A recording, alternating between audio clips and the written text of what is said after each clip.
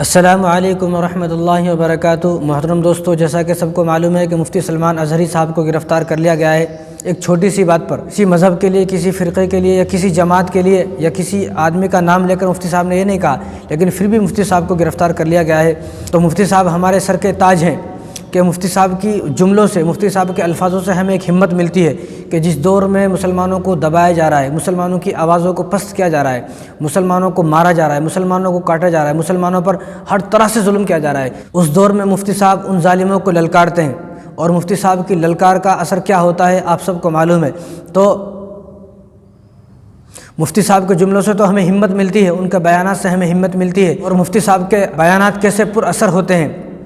کہ فوراً دل پر اثر کرتے ہیں۔ تو میری درخواست ہے کہ تمام ساتھی، تمام مسلمان فرقہ واریت سے باہر نکلیں اور جس طرح بھی ہو سکے، جیسے بھی ہو سکے، مفتی صاحب کی مدد کرنے کی کوشش کریں اور مفتی صاحب کے رہائی کے جلد سے جلد انتظامات کیے جائیں۔ ہم کو ضرورت ہے مفتی صاحب کی، ہم کو ایسے عالم کی ضرورت ہے، ایسے نوجوان کی ضرورت ہے، ہمیں ایسے باہمت اور باوقار اور باشعور ایک عالم کی ضرورت ہے کہ جن کی ایک للکار پر، ایک دہاڑ پر دشمن بھی سوچنے پر مجبور ہو جاتا ہے۔ تو ہمیں مفتی صاحب کی بہت ضرورت ہے۔ ہمیں ابھی مفتی صاحب سے بہت کچھ استفادہ حاصل کرنا ہے، ان کی بہت ساری نصیحتوں پر ہمیں عمل کرنا ہے۔ تو میری اتنی سی درخواست ہے کہ تمام ساتھی فرقہ واریت سے باہر نکلیں اور مفتی صاحب کی جہاں تک ہو سکے ان کے رہائی کے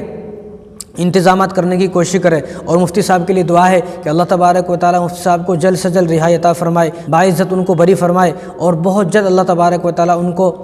اپنے گھر لوٹنے کی توفیق عطا فرمائے۔ اور تمام ساتھیوں سے درخواست ہے کہ وہ مفتی صاحب کے لیے ہر نماز میں دعا کریں اور 2 رکعت مفتی صاحب کے لیے الگ سے پڑھ کر دعا کریں۔ تو ہمیشہ مفتی صاحب کو اپنی دعاؤں میں یاد رکھیں اور اپنے تمام ساتھیوں کو بولیں مفتی صاحب کے لیے دعا کریں، اور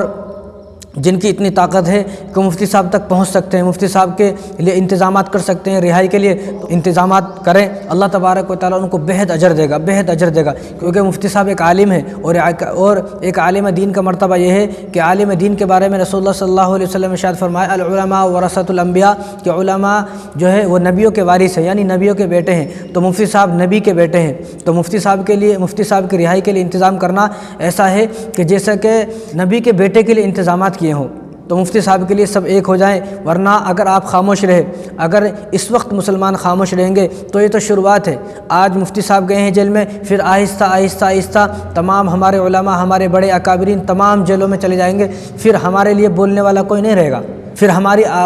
ہمارے لیے بولنے والا کوئی نہیں رہے گا، پھر ہماری آوازوں کو آہستہ آہستہ دبا دیا جائے گا۔ پھر ایک وقت ایسا آئے گا کہ ہم کچھ بولنا چاہیں گے تو بھی ہمیں کوئی بولنے نہیں دے گا۔ اس لیے وقت ہے، یہ شروعات ہوئی ہے مفتی صاحب سے، تو یہ شروعات نہیں ہونی چاہیے، اور مفتی صاحب کو جلد سے جلد رہائی کے انتظامات کیے جائے۔ اور تمام ساتھیوں سے میری عاجزانہ درخواست یہ ہے، گزارش ہے کہ آپ ہر نماز میں مفتی صاحب کو یاد رکھیں، اور گھروں میں جو خواتین ہیں وہ بھی مفتی صاحب کے لیے دعا فرمائے۔ انشاءاللہ مجھے یقین ہے کہ ہمارے مفتی صاحب جلد سے جلد باہر آئیں گے اور جلد سے جلد ان کو باعزت بری کیا جائے گا۔ السلام علیکم ورحمۃ اللہ۔